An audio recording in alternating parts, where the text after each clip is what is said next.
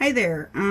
Okay, so the sun is after the yardarm, as we say in New England, meaning it's after noon, and it is about 4:30. So I am just about getting ready to put that souffle in the oven. I had let my sauce cool a little bit too much, so I had to warm it up and whisk out the lumps. So I'll go over that, but first I'm having a cocktail. What I do to save money is I buy a nip.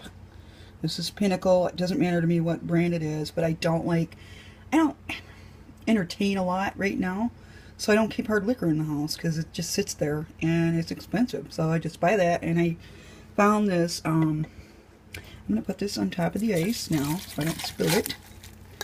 Okay. And my husband has to work tomorrow, so he's not going to have one right now. But sometimes he'll have a beer or a glass of wine. He's not really a heavy drinker, which is good. I found this really cute vintage cocktail shaker at either a yard sale or the thrift store in Freeport. The community thrift in Freeport, Maine. If you're visiting Maine and you're going to go to Beans and the shopping stuff, stop by the community thrift place. It's on Depot Street. They're open most times during the day, like till 4 or 5, I think. They have a website and they're on social media, but they have really nice dishware. Get some really good bargains on shoes, really name, and they do a lot of good work for the community. Like the year we lived there, they raised $80,000 for, I think, the community in the food bank. My husband volunteered at the food bank for a while over there, and so stop in the community thrift store in Freeport and give them a little love and buy something. You'll get some good bargains.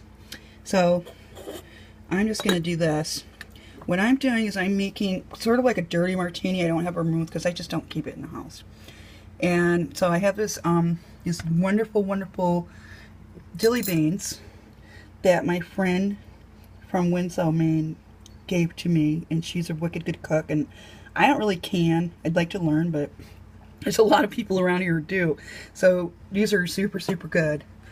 And I think she gave me some jam too. I can't remember, but if she did, I ate it already because it was very good. And then I like blue cheese olives. This is just generic blue cheese from our Hannaford grocery chain here in Maine, in New England. And I got some olives at the olive bar at the grocery store the other night. There's like some roasted garlic, some kind of spicy red peppers. They're not too hot. Some feta, some different Kalamata olives, and I had these green olives. They were not stuffed with anything. And whenever I go into a bar and say, "Can I have a dirty martini with blue cheese olives?" a lot of times people look at me like I'm crazy. It's only in the really high-end bars, and a lot of times even then they'll go, "Well, I don't have any blue cheese olives, sorry." And I'm like, that's a bummer if I'm paying $11 for a martini like I did at one of the big fancy places in Portland once. I want blue cheese olives in it. So I stuffed a couple of them with blue cheese. Put them on a toothpick. There you go. So I'm going to just shake this up.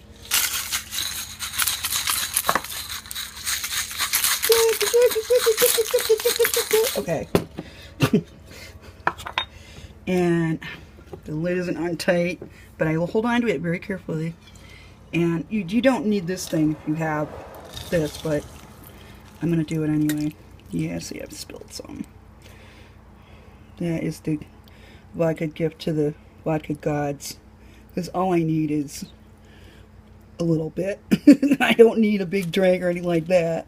So, but I just had a taste for a martini, and I'm like, instead of going out and spending tons of money, honey, have a little one at home, and cheers. Oh, that is so good. And the blue cheese olives, the first thing I usually do at a bar is eat one. That is so delicious. So I'm gonna get my souffle stuff ready, and then I'll show you that really quickly while I sip my cocktail first.